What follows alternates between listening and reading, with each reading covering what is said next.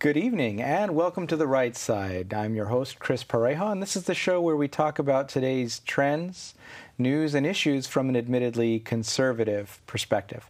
This evening, I'll be sharing the stage with Roger Lasson, and we'll be discussing Prop 32, trying to debunk some of the myths, find out what some of the truths are behind it, as well as find out what the ramifications can be for California. Roger, thanks for joining us. Thank you for having me. So tell us a little bit about why you got started and why you support Prop 32 and its passage.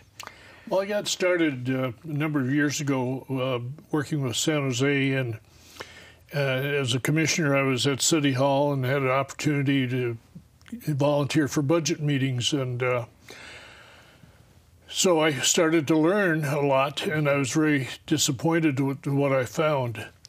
And from that, I understood the problems that special interest groups are causing, the tremendous indebtedness and waste of money and that sort of thing, and felt that something needs to be done. And when I heard of Prop 32, I volunteered to get involved. And so talk to me about some of this waste that you're seeing that's generated because of special interests being involved. A good example was the city of Palo Alto. Here a few years ago, they were having real budgetary problems. And being near a charter city like San Jose is, they did away with the prevailing wage provisions, which is in the Constitution, but they could it didn't necessarily apply to them. And by doing so, they were able to close the budget gap. There was a tremendous outcry from the special interest groups. It's corporations and unions and other people that benefit greatly from this. And so we don't get as much value for our money as we should. Okay. And so, but this isn't just a Palo Alto specific scenario. We've talked previously about things like the budget situation in San Jose. Obviously, the state is in a huge budget mess, and their hands are tied. But it also goes deeper. There are pieces of legislation that aren't getting through that would be in the best interest of the citizens. And when that happens, you have scenarios where legislation that should get passed, someone who's donated to a politician can put the kibosh on things pretty quickly if they threaten to cut off the monetary support. It happens all the time. Right. So are you seeing things also at a state level, examples of how the special interests are costing the state? I mean, are you talking about things like our unfunded pension liabilities? Which is reportedly, like $750 billion. In other words, we'll never, ever be able to pay that off. And it's growing faster than we could ever hope to pay it off. There are other issues. The high unemployment caused by all the litigation. We need tort reform. We need regulatory reform. We need lots of reforms to undo what the special interests have put in place. And that's going to take a long time, but it has to start sometime. And so I'm very much for fiscal reform. Right. Well, and we hear stories of a new legislator going into office in Sacramento. They inherit the staff that's been there for a long time, but they're replacing someone who's just termed out. So they're starting from scratch. It takes a while to learn things. And magically, the special interests who helped finance their campaign show up. They help them write the legislation, tell them what not to vote for, and will even testify and outline the legislation in the legislature for them. It's a very seductive thing for the new lawmaker to adjust to, because it's a very complex situation in Sacramento. I've talked to people, that they say their first year in office, they were just lost and befuddled. Right. And so obviously their so-called friends that have given them all this money and helped them get into place are definitely willing to help them become unbefuddled. Yes. And so what Prop 32 is, if I'm not mistaken, is an ability to break some of that direct relationship, to prevent the funds going directly to the candidate from the corporations or the unions or whatever the special group might be. Is that correct? Is correct, yes. Okay. And that we don't really have good conflict of interest laws, and so it's kind of a quid pro quo. In other words, I give you something, you give me back something, and that's where we get into this problem, is that what the lawmakers are giving back is the taxpayers' money. Imagine to the corporation. that. Yes, imagine. Using the taxpayer money against them. Mm-hmm. Yeah, very, very interesting stuff. So at a high level, are you able to outline some of the components of Prop 32 and help us understand or help the audience understand why it's a good thing? Well, looking at it from one angle, there's nothing else we can do to stop this problem. This problem is we're close to sinking the ship, so to speak. The state of California is so burdened with debt in all the cities and counties. We can't continue like this. And I know of nothing else that we can do. There are limits in regards to the Supreme Court is stating that corporations can make donations to PACs, super PACs, and wealthy individuals and that sort of thing. And I know the unions are very unhappy about that, but we need to do something soon. We don't have much time left. Right. So my understanding, and you can correct me if I'm wrong, is that the major components of Prop 32 are the breaking the direct tie and saying that these corporations and the unions cannot give directly to the candidates in California level or local level races. And already corporations can't give to candidates at a federal level either. That's right. And so I believe unions can, but the corporations can't. They can still all give to super PACs, but there's another component of it. And it's the Paycheck Protection Act is what it's called, I believe is the title. And I think that that's one that has particularly the unions coming out in fear because it prevents the unions from being able to make an automatic withdrawal for political purposes from members' paychecks. Are you able to expand on that at all? Yes. In fact, there's been some surveys done. In the union members, many of them are very happy to see that because they resent not having a say in how their money is being spent. And I think we need to consider their rights. A union member has every right to make a contribution, like same amount of money, to go along with the union, whatever. They can do that. Right. But they are not forced to, and I feel that it's a violation of their basic rights that they are being forced to do something they don't want to do. Right, but it's not just unions that are prevented from doing the automatic payroll deduction; it's corporations as well. Absolutely. Right, and that does happen also, and so it's going to make the system more fair. It's not going to ever be a perfect system, but it's a big step in the right direction. Right. So what I'm hearing is that in these kinds of scenarios where this has been implemented in other states, and it's actually been tried in California 2 previous times, but failed because they tend to raise a lot more money from the union side to be able to fight it. And in this case, now the corporations are put into this mix as well. But the bill has gone down. Close, but down in the first 2 attempts. But when it's been successful in other states, I've heard that only about 5 to 15% of the money that was being collected before, when it was automatic and the employee didn't have a choice, comes in, which could definitely, if we took 85% of the special interest money out from those sources, it could change the way California and local governments managed. Or would you disagree with that? Absolutely not.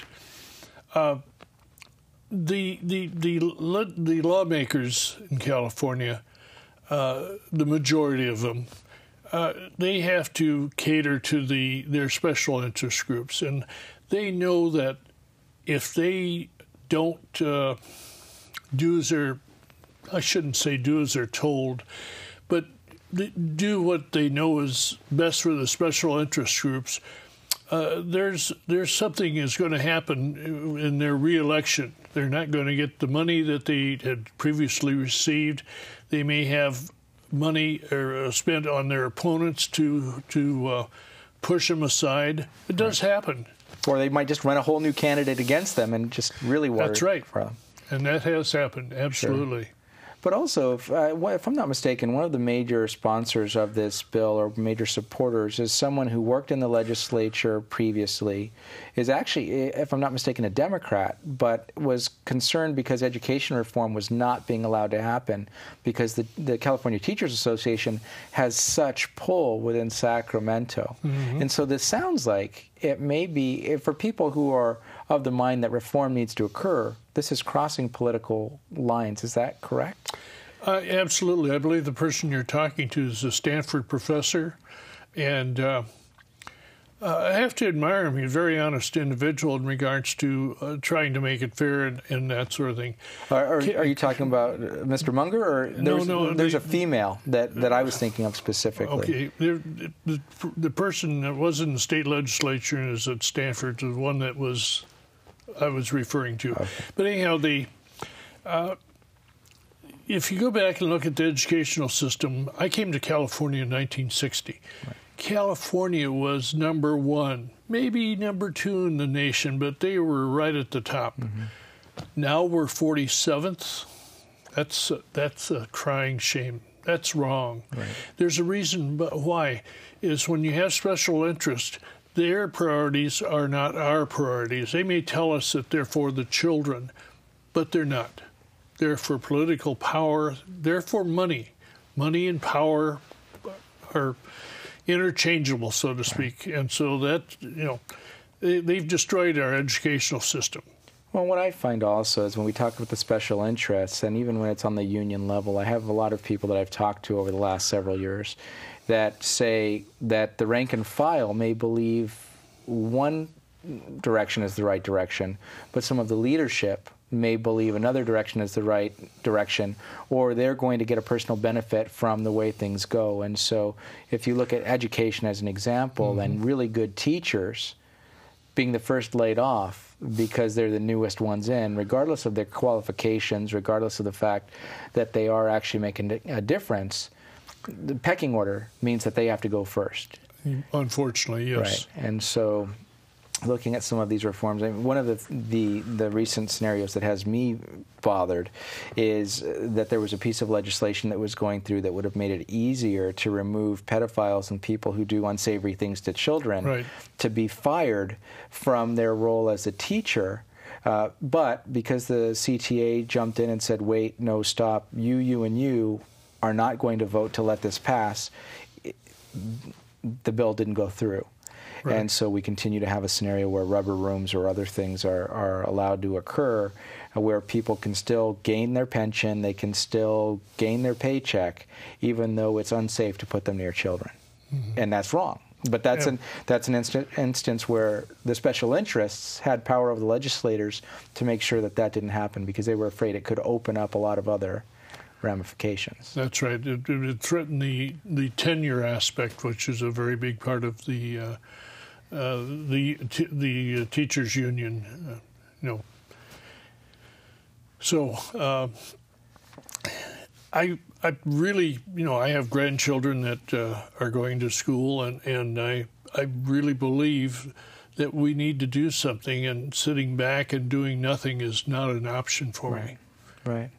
And so, are you able to address we've been hearing a lot of opposition to 32, and it's presented as sponsored by a long list of unions or union affiliates. can you explain if there are loopholes, as we're being told, that would disallow corporations and rich individuals from contributing? I've heard all kinds of statements in regards to loopholes. I have read all the documents, and there's none that I can find. Of course, they're going to make these claims because they don't really have a leg to stand on. So, a half-truth is better than nothing. And the corporations, the Supreme Court, as I'd said before with that ruling, said that corporations and rich individuals have a chance to express themselves with their money, and they can do so with the super PACs. And that really has bothered the special interest groups. Now, could the Supreme Court ruling allowing these big corporations to throw and rich individuals throw money around become a problem in due time? Yeah, that's possible, but that can be handled through Congress and the proper legislation to limit it. And that hasn't occurred at this point in time. But even so, even if the corporations or the rich individuals are able to give to PACs or super PACs, unions have that same capability too. Yes, they do. They just can't directly interact with and contribute to the politician. Well, they've had forced voluntary, I call it forced voluntary contributions, where the union members, and I've heard many of them who've complained bitterly about it, with city employees, county employees.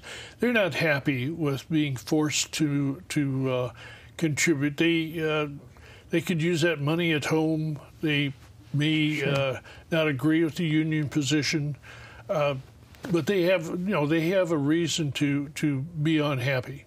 Right. Are there any other aspects of the bill that we should know about? Are there any ramifications that you see that could be positive if we get this done? Well, one thing is if we can put a stop to the special interest aspects. It's going to take years to change all of the legislation. The unions in particular, they would do their legislation. It was like one would call it shingling and that sort of thing. And so you couldn't point to any one thing as being the problem, but the various bills that would go through tied together would be like a complete roof that would protect you from inclement weather. Right. That's why they called it shingling. Or it's like a jigsaw puzzle, and it'd be passed through, but every piece fit together. And so it's going to take quite a bit of time to undo all of that. And in fact, to fully understand and try to get good value for our money. We don't get very good value now. I've seen what it costs to do business with the city of San Jose, and my prior experience, I could have done it for a lot less money, but they have their requirements that they have to follow. Right. And so the taxpayers' money is not well respected with special interest groups. Okay. And so, I mean, do you have any stats or figures on how much the special interests typically give directly to campaigns, and if not, that's okay. But well, here in the South Bay Labor Council, they have $3.5 million a year. This is a figure that was accurate 2 years ago. They have $3.5 million a year to contribute towards political causes. And some of it goes national, some state, and some remains local. But that's quite a bit of money to, $100,000 here or there for supporting different candidates and that sort of thing. And so it's very, very difficult to go up against special interest groups with all the big money. And in some groups, they have hundreds of volunteers that they can all of a sudden magically present on a Saturday as you're walking door to door to hang door hangers or ringing doorbells to pass out information or whatnot. And that makes a difference in elections. And so they know that they have the muscle to get their people elected. And so there's nothing in the bill that would prevent people from donating volunteers as an organization to a direct Absolutely not. to a candidate. Yep. Okay. Great. Well, just as a side note, an opinion piece, do you think that the change will be rapid or that it'll be slow to see the money go away from the candidates and see a different type of candidate begin to emerge if 32 goes through? I think that it'll be slow at first because we have the existing candidates in office that know only one way of how things work. Right. And they're not likely to change their ways right away. I think that we will have to see much change. We're going to have to see new people come in that are not part of the establishment. That, and I'm talking about both parties, right? But they're not part of the establishment, and those people will make the change. Okay. Some good business people that understand. I use the term the value of money because when you spend a large sum of money, you want to get respectable value for it. Sure. And that's not a big factor with the cities and counties and that sort of thing, or the state. And just one last question with the few seconds that we have left. How can people find out more information if they'd like to learn about Proposition 32? On the website, correct me if I've got it wrong, Prop 32, was it the information? I forget the detail on that. Well, but if they look it up on Google and look for Proposition 32, absolutely. They'll be able to get all the information they need. And there's a lot of good information there, okay. Absolutely. Okay, great. Yeah. Well, Roger, thank you for joining us this evening. And at this point, we need to take a quick break for a word from our underwriter, the Conservative Forum.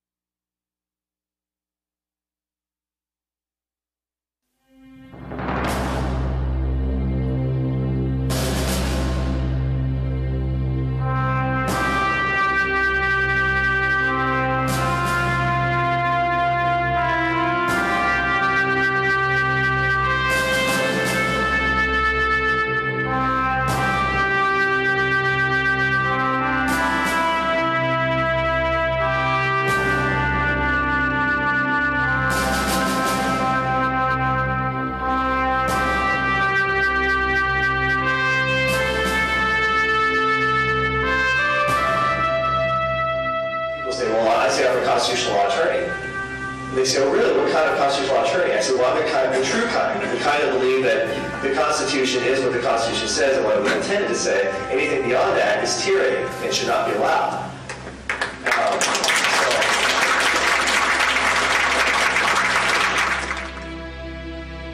So let's come to this, my friends.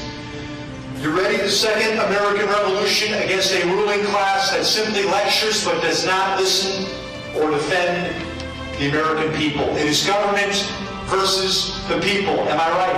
Yeah. Look at the Electoral College example, right? A leftist popular challenge to states' rights. You think the founders were brilliant people? Did they not know what they were doing by carefully calibrating to get the small states and the big states to come together? Why does Wyoming get 2 senators in California? Actually, I'd rather have Wyoming's 2 senators.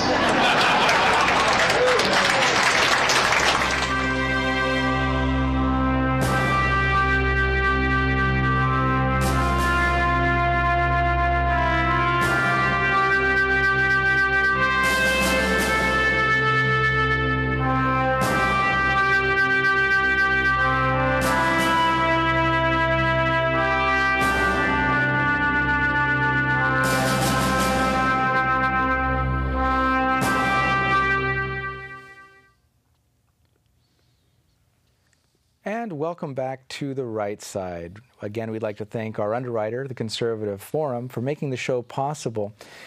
One of the things that we often like to talk about is the Conservative Forum's list of upcoming speakers. They provide not just the backing for The Right Side, but they have a monthly speaker series that you can attend at the Portuguese IFES Hall here in Mountain View at 432 Stirling Road. You can get more information on the website at theconservativeforum.com. But their November speaker, it'll be a debate watching party, and we will also be having the pleasure of seeing Medal of Honor recipient John Caviani speak. In December, we'll have the Christmas dinner with Armstrong and Getty as our guests. And then in January, the Ayn Rand Institute will be having Yaron Brook speak. There are lots of other good things happening later in the next year. February is Kevin Jackson from the Black Sphere. In March, there will be a panel discussion on education. In April, there will be a joint Hillsdale event with Dr. David Bobb. So plenty of good things coming up. And we encourage you, again, to visit theconservativeforum.com for more information on the upcoming speeches. Additionally, we've been talking this evening about Prop 32. And there are so many opportunities for things to go sideways and for our form of a democratic republic to be sideswiped and have people who are not in a place to submit proper influence on the elected officials, such as us, the citizens, to get involved. We have the Prop 32 issue that we've addressed with the special interests being able to put undue influence on the elected officials. And even within the last 2 days, we've heard about illegal international contributions coming in through websites potentially that don't have proper security features in place. And it's been something that either on the Democrat or the Republican side, can have an impact of outside forces on our way of being governed and on the lives of our U.S. citizens. These things must be stopped. And so what I encourage you to do is definitely do your research. Look at both sides of Prop 32 and the other propositions that are out there. Get educated about voter fraud or the undue influence of money coming from outside sources. And speak out. Educate your friends, your neighbors, your family about what's happening and how they, working with you, can help save the country. On that note, I'd like to thank you once again for joining us on The Right Side this evening. I'm your host, Chris Pareja, and I'll look forward to seeing you again, either on the show or in person sometime soon. Thanks for joining us.